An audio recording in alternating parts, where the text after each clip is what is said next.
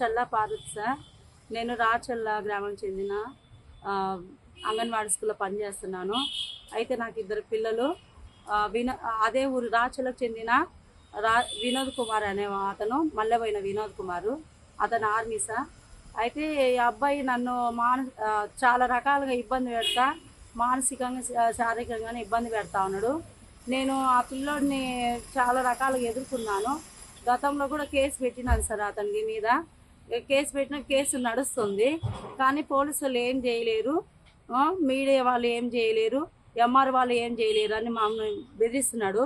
ఈ మధ్య సంక్రాంతి పండగకు వచ్చింది సార్. వచ్చిన నుంచి కేసు రాసేవమని చెప్పేసి నన్ను రోజు బూతులు తిడతా ఉన్నాడు. దారిలో వస్తా పోతా మనుషులు లేనప్పుడు నన్ను తిట్టడము, నన్ను పట్టుకోవడానికి పట్టుకున్నాడు సార్. పట్టుకొని నేను అతని తిడతా ఉంటే అతను మళ్ళీ మాట మారుస్తున్నాడు సార్. మార్చి ఇతను ఎంఆర్ఓ వాళ్ళకు నేను చెప్పి వచ్చినాను సార్లకు, నువ్వు ఉద్యోగం ఎట్లా చేస్తావు అని చెప్తున్నాడు. అయితే నాకు ఇద్దరు పిల్లలు సార్. ఇద్దరు పిల్లలు చదువుకుంటున్నారు. నేను ఈ పిల్లోడి వల్ల మానసికంగా నేను కూడా కృంగిపోతా, ఉద్యోగం కూడా సరిగ్గా చేసుకోలేకపోతున్నాను సార్. ఈ పిల్లలు చదివించుకోవాలని కూడా నేను అసలు చాలా ఒత్తిడికి గురవుతున్నాను సార్. ఈ పిల్లని ఎట్లయినా ఈ ఒత్తిడి నాకు తగ్గించండి సార్. ఏమంటే వాళ్ళు నాకు నువ్వు కేసు పెట్టినా కూడా ఏం కాదు, కేసు ఏమవుతుంది అని మాట్లాడుతున్నాడు, తిడుతున్నాడు. ఆ పిల్లోడు మళ్ళీ ఇంటి దగ్గరికి వచ్చేసి న్యూసెన్స్ చేస్తున్నాడు. నేను స్కూల్ దగ్గరికి పోతుంటే లోకల్లో తిరుగుతున్నాడు, నా ఉద్యోగం తీసేపిస్తా అంటున్నాడు.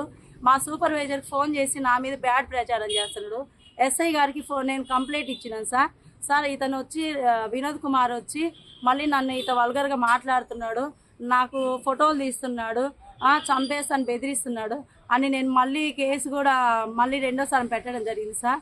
ఆ అబ్బాయి నన్ను ఎవరు ఏం చేయలేరనే పట్టుదలతోటే ఉంటూ నువ్వు కేసు పెట్టినా కూడా ఏమవుతుంది, ఏం కావట్లేదు, వాయిదాలకు తిరుగుతాను, వస్తాను, నిన్ను చంపేస్తాను, నీ అంతు చూస్తాను, నీ ఉద్యోగం ఎట్లా చేసుకుంటూ చూస్తాను అని చెప్పి మాట్లాడుతున్నాడు. నేను ఈ విషయం ఎంఆర్ఓ గారికి చెప్పినాను, ఎండిఓ గారికి చెప్పినాను, ఎస్ఐ గారికి చెప్పినాను, ఊళ్ళో పెద్ద మనుషులు కొంతమంది పెద్ద మనుషులు చెప్పినాను, మా అమ్మకు కూడా చెప్పినాను సార్. అతని వల్ల నాకు మానసిక పరిస్థితి ఇబ్బంది అవుతుంది. అయితే అతని వల్ల నాకు ప్రాణహాని కూడా ఉంది సార్.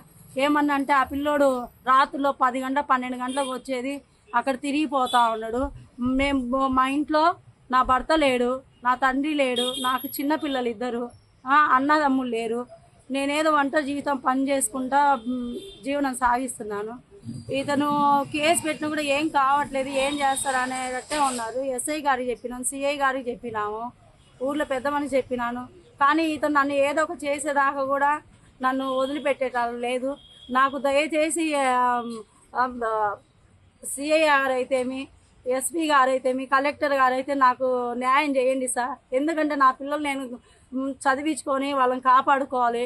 నేను కూడా బ్రతికి నా పిల్లలకి నా ఉద్యోగం కూడా నేను సరి చేసుకోవాలి. మానసికంగా ఉంటున్నా, చాలా ఇబ్బంది పడితే ఏడుస్తూ ఉన్నాను సార్. అతని వల్ల నాకు చాలా టెన్షన్ ఉంది. వాళ్ళ అమ్మలు కూడా వాళ్ళ కొడుకే సపోర్ట్ చేసుకుంటారు, సాటి ఆడపిల్లని కూడా చూడట్లేదు సార్. వాళ్ళ కొడుకు చెప్పుకోవట్లేదు.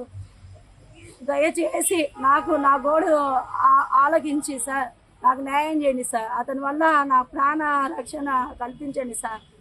అతనికి సరైనట్టు చేసి నాకు న్యాయం చేయండి సార్. దండం పెడతా సార్, దండం పెడతాను.